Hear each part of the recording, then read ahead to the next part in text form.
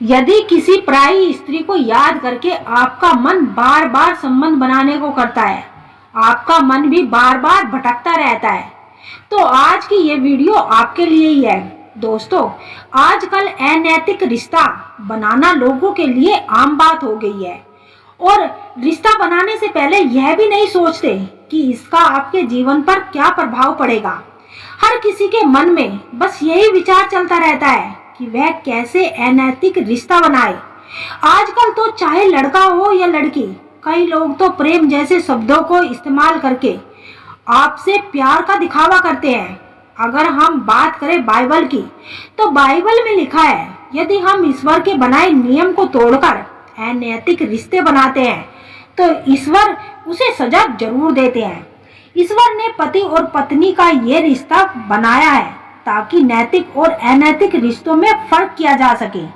कुरान में ही केवल पत्नी से ही प्यार का रिश्ता सही माना गया है। कुरान में कहा गया है कि मनुष्य को दूसरी स्त्री से प्यार करना पाप है, क्योंकि यह अपने मन की भूख मिटाने का सबसे शैतानी तरीका है। अर्थवेद के अनुसार स्त्री और पुरुष के विवाह होने के पश्चात ही प्यार को पवित्र माना गया है। त्रिवेद में भी विवाह के पश्चात ही रिश्ता बनाने का सही माना गया है। अर्थात सभी धर्मों में विवाह होने के उपरांत अनैतिक प्यार को उपरांत के श्रेणी में रखा गया है।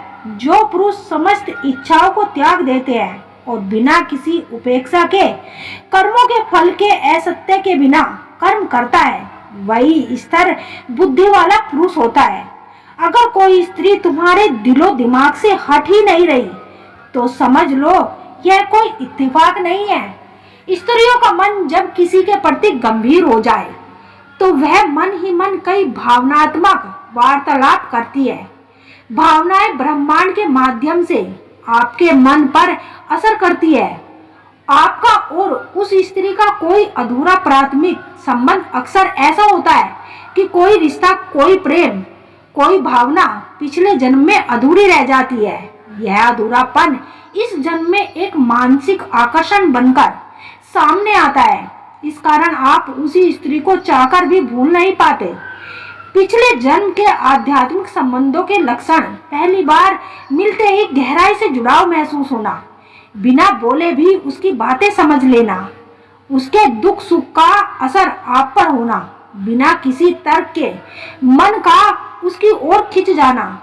यदि ऐसा अनुभव हो रहा है तो समझिए कि आप दोनों की आत्मा पहले भी किसी यात्रा के साथ ही रही है और वही आध्यात्मिक स्मृति आज आपको उसके बारे में सोचने को मजबूर कर रही है। यह याद केवल दिमाग में नहीं होती, यह आपकी चेतना की गहराई में छिपी हुई होती है। जब ब्रह्मांड अनुकूल होता है तो यह यादें सक्रिय हो जाती है। वह स्त्री तुम्हारे जीवन के उद्देश्य से जुड़ जाती है। कई बार कोई व्यक्ति हमारे जीवन में इसलिए आता है क्योंकि उसका हमारे जीवन में यात्रा से कोई विशेष संबंध होता है। वो स्त्री आपके जीवन में परिवर्तन, जागृत या उद्देश्य से जुड़ी हुई हो सकती है। ऐसे संबंधों को विशेषताएं बहुत ही गहरी होती है कि वह आपके आत्मविश्लेषण की ओर प्रेरित करती है, आपको अपनी ओर खींचने का काम करती है।